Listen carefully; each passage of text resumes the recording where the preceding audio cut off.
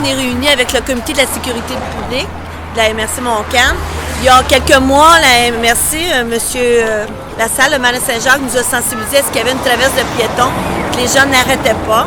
On s'est penché là-dessus. C'est revenu encore au conseil le mois passé avec la ville de Saint-Lin-de-Laurentide où ça prenait presque 20 minutes si on n'osait pas, puis même qu'on contournait les gens. Alors, ce qui était dit ce matin, on veut sensibiliser. On est tous là, le comité, à la ville de Saint-Lin. Oui, une traverse est plus difficile, vous m'en direz parce que c'est sur la grande route, mais écoutez, on veut que les gens... est-ce que la signalisation va changer? Tantôt, le maire de Saint-Lin va vous en parler, mais c'est sûr qu'on va mettre l'emphase, puis on va sensibiliser, puis on va en parler, puis on compte sur les journalistes pour faire le message. Bonjour Yolène. Bonjour. C'est un peu grâce à toi là, que la communauté se rassemble aujourd'hui pour essayer d'augmenter la sécurité pour la traverse de Saint-Isidore. Tu peux nous expliquer un petit peu comment ça a débuté, puis pourquoi tu te dis hey, là, c'est assez? Ben, en fait, ça fait longtemps, là, ça fait 15 ans là, que j'habite à Saint-Lin et plus. Puis, c'est sûr, avant, il y avait moins de circulation. Fait qu'on attendait qu'il n'y ait pas de véhicules dans la rue pour traverser. Mais là, maintenant, le Code de la sécurité routière dit qu'on doit arrêter à une traverse de piétons, les automobilistes, puis les automobilistes n'arrêtent pas. Tu mets un pied dans la rue, puis ben, écoute, les voitures te contournent ou tout simplement te regardent et se disent, ben, quand il y aura un trou dans la circulation, elle traversera.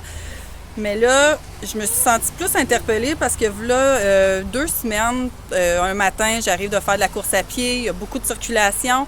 Je voulais traverser de mon côté ici pour me rendre sur la rue Saint-Louis, puis ça m'a pris 10 minutes à attendre à la traverse pour piétons, pour réussir à traverser, qu'un automobiliste daigne me laisser passer. J'avais beau faire des signes de main, pointer la pancarte, puis ben il a fallu que j'attende qu'il n'y ait pas d'auto. Pas de service c'est ça. composé.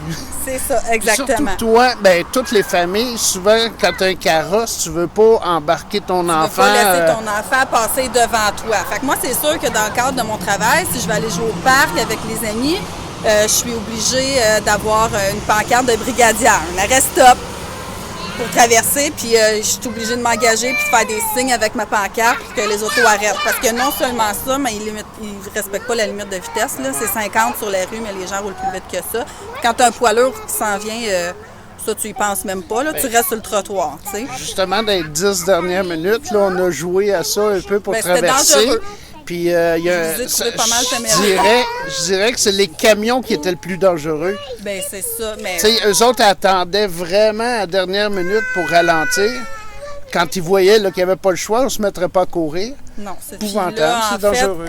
Ça m'a vraiment ouvert les yeux parce que mon fils qui était à la maternelle prenait l'autobus l'année passée.